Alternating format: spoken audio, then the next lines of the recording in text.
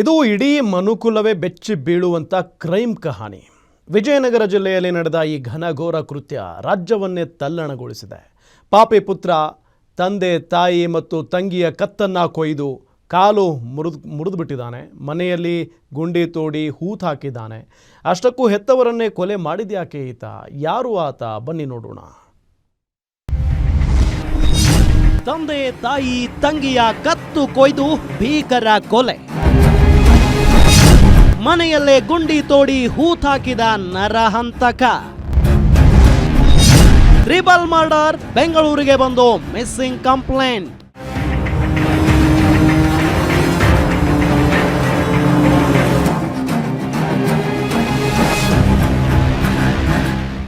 S, ಇದು ಅಪರಾಧ ಲೋಕದಲ್ಲೇ ವಿಭಿನ್ನ ವಿಚಿತ್ರ ಘಟನೆ ಅಂದ್ರೆ ತಪ್ಪಿಲ್ಲ.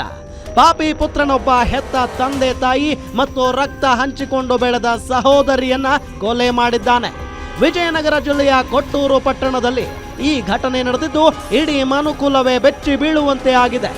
ಈ ಫೋಟೋದಲ್ಲಿ ಕಾಣ್ತಿರೋ ಈತನೇ ಕ್ರೈಮ್ ಕಹಾನಿಯ ವಿಲನ್. ಈತನ ಹೆಸರು ಅಕ್ಷಯ್ ಕುಮಾರ್.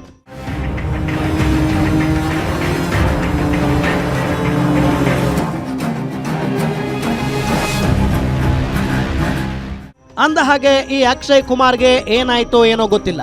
ತಂದೆ ಭೀಮರಾಜ್, ತಾಯಿ ಜಯಲಕ್ಷ್ಮಿ ಹಾಗೂ ತಂಗಿ ಅಮೃತಾಳನ್ನ ಕೊಟ್ಟೂರಿನ ಬಾಡಿಗೆ ಮನೆಯಲ್ಲಿ ಕೊಲೆ ಮಾಡಿ ದೇಹಗಳನ್ನ ಪೀಸ್ ಮಾಡಿ ಗುಂಡಿ ತೋಡಿ ಮುಚ್ಚಾಕಿದ್ದಾನೆ.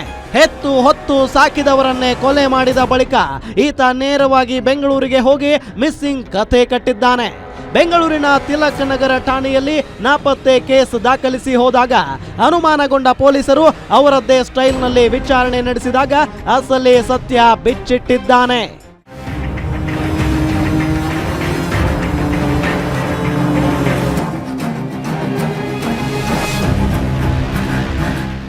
ಈ ಕಿಲ್ಲರ್ ಅಕ್ಷಯ್ ಕುಮಾರ್ ಕೇವಲ ಪೊಲೀಸರಿಗಷ್ಟೇ ಅಲ್ಲದೆ ಸಂಬಂಧಿಕರಿಗೂ ಕತೆ ಕಟ್ಟಿದ್ದಾನೆ. ಅಪ್ಪನಿಗೆ ಹುಷಾರಿಲ್ಲ, ಜಯದೇವ ಆಸ್ಪತ್ರೆಗೆ ಹೋಗಿದ್ದೇವೆ ಅಂತ ಹೇಳೋದ್ರ ಜೊತೆಗೆ ಅಪ್ಪ 14 ಲಕ್ಷ ಸಾಲ ಮಾಡಿದ್ದಾರೆ, ಸಾಲ ಕೊಟ್ಟವರಿಗೆ ಹಣ ಕೊಡೋದಕ್ಕೆ ಹೋಗಿದ್ದಾರೆ ಅಂತ ಏನೇನೋ ಗೊಂದಲದ ಹೇಳಿಕೆ ನೀಡಿದ್ದಾನೆ. ಆ ಬಳಿಕ ಸಂಬಂಧಿಕರು ಮೃತ ಅಮೃತಾಳಿಗೆ ಕರೆ ಮಾಡಿದ್ದಾರೆ. ಆಗ ತಿಲಕ್ ನಗರ ಪೊಲೀಸರು ರಿಸೀವ್ ಮಾಡಿ ಅಸಲಿ ಕಥೆಯನ್ನ ಹೇಳಿದ್ದಾರೆ.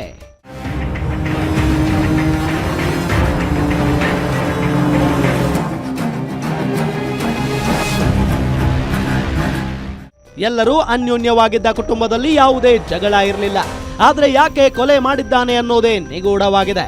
ಆರೋಪಿ ಅಕ್ಷಯ್ನನ್ನ ಬೆಂಗಳೂರು ಪೊಲೀಸರು ಬಂಧಿಸಿದ್ದು ತನಿಖೆಯಿಂದಷ್ಟೇ ಈ ಟ್ರಿಬಲ್ ಮರ್ಡರ್ ರಹಸ್ಯ ಬಯಲಾಗಬೇಕಿದೆ.